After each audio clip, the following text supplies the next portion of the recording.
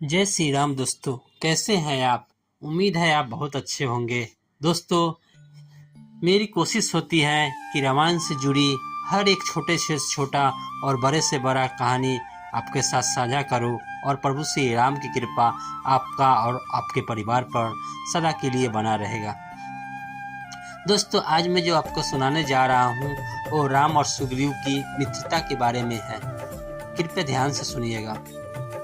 हनुमान अपने साथ राम और लक्ष्मण को लेकर किष्किंधा पर्वत के मलय शिखर पर, जहां पर कि सुग्रीव अपने मंत्रियों के साथ बैठे थे, वहां पर ले गए। सुग्रीव से दोनों भाइयों का परिचय कराते हुए हनुमान ने कहा, हे महाप्राज्ञ, अयोध्या के महाराज दशरथ के ज्येष्ठ पुत्र महापराक्रमी श्री रामचंद्र जी अपने अनुज लक्ष्मण जी के साथ यहाँ पधारे हैं। इनके पंचवटी में निवास काल में इनकी पत्नी सीता जी को लंका का राजा रावण चुरा ले गया है। उन्हीं की खोज के लिए ये आपकी सहायता चाहते हैं। ये आपसे मित्रता करने की इच्छा रखते हैं। आपको इनकी मित्रता स्वीकार कर इनका यथोचित सत्कार करना चाहिए, क्योंकि ये बड़े गुणवान, पराक्रमी और धर्मात्मा हैं। ये दोनों हमारे लिए परम पूजनीय हैं।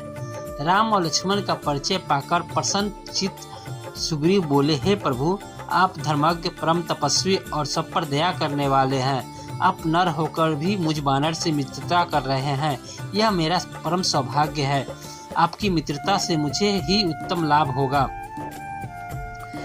मेरा हाथ आपकी मित्रता के लिए फैला हुआ है। आप इसे अपने हाथ में लेकर परस्पर मित्रता का अटूट संबंध बना दे। सुग्रीव के वचन सुनकर राम ने अत्यंत प्रसन्न होकर सुग्रीव के हाथ को अपने हाथ में लिया और फिर प्रेम पूर्वक सुग्रीव को छाती से लगा लिया। हनुमान ने भिक्षु रूप त्याग कर अग्नि प्रज्वलित की। राम और सुग्रीव ने अग्नि की प्रदक्षिणा कर मैत्री की शपथ ली और दोनों एक दूसरे के मित्र बन गए। इसके पश्चात राम और सुग्रीव अपने अपने आसनों पर बैठकर परस्पर वार्तालाप करने लगे।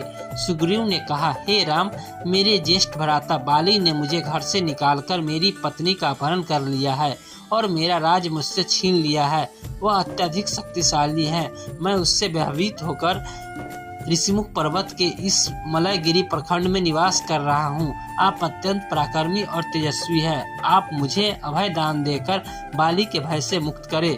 सुग्रीव के दीन वचन सुनकर राम बोले, हे सुग्रीव, मित्र तो उपकार रूप फल देने वाला होता है। मैं अपने तीक्ष्ण बाणों से तुम्हारी पत्नी के हरण करने वाले का बाली का वध कर दूंगा।